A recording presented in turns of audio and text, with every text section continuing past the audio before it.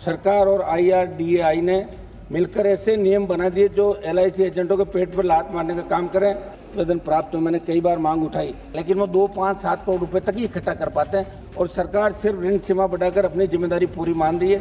आज जिस गांव से गैस निकलती है उस गांव के प्रत्येक घर में गैस चूल्हे तक नहीं है। आपने भारत में संपूर्ण प्रीमियम का निवेश करने वाली कंपनियों के लिए बीमा क्षेत्र में FDI की सीमा 74 से बढ़ाकर 100% करने की बात कही है। क्या ऐसा निर्णय भारत की कंपनियों के हितों के लिए उचित होगा? मेरा सुझाव वित्त मंत्री के देश में राज्यों की स्थितियों के अनुरूप तेजी से ढलना चाहिए और आर्थिक कारकों को आर्थिक गतिविधियों पर केंद्रित रहने देना चाहिए।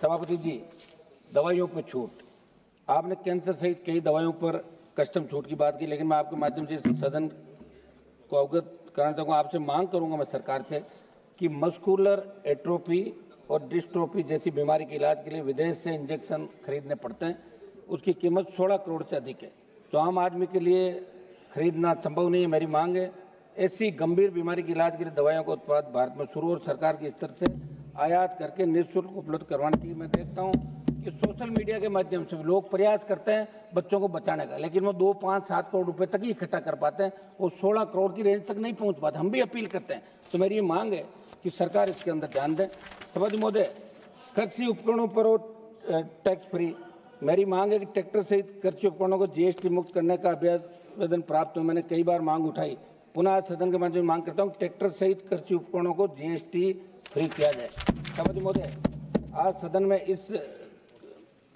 सदन में 14.4 लाख LIC एजेंटों की पीड़ा को मैं रख रहा हूं, जिनका अभी बहुत बड़ा सम्मेलन दिल्ली के अंदर हुआ था।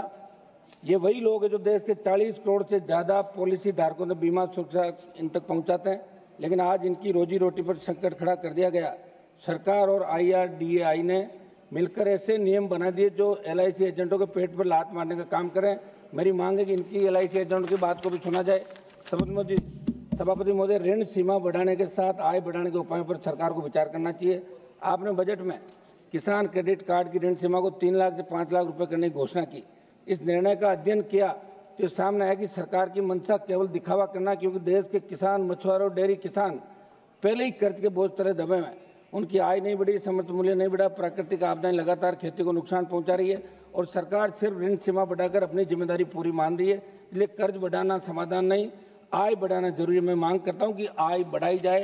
सभापति महोदय, भारत और IIT, सभापति जी, भारत सरकार ने दावा किया कि पिछले 10 वर्षों में IIT में विद्यार्थियों की संख्या 65,000 से बढ़ाकर 1.35 लाख कर दी गई और हाल ही में स्थापित 5 नए IIT में 65,500 छात्रों के लिए अतिरिक्त अधोसंरचना विकसित की जाएगी।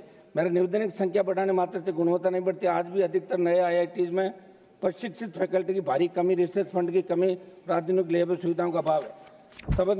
सभापति महोदय जी, CSR का उपयोग, मैं वित्त मंत्री जी को उदाहरण देना चाहूंगा कि हमारे राजस्थान के बाड़मेर, जैसलमेर, जोधपुर, अलवर, नागौर सहित कई जिलों में कार्य कर रही गैस, तेल, सीमेंट सहित दूसरी कंपनियां अपने CSR फंड का उपयोग वहां नहीं करती। आज जिस गांव से गैस निकलती है उस गांव के प्रत्येक घर में गैस चूल्हे तक नहीं है। इसलिए मेरी मांग है कि कॉर्पोरेट सोशल रेस्पॉन्सिबिलिटी के तहत व्यय की जाने वाली कंपनी के प्रचलन क्षेत्र यानी उस जिले में ही विकास में व्यय करने का आदेश सरकार फरमाए, प्रावधान बनाया जाए।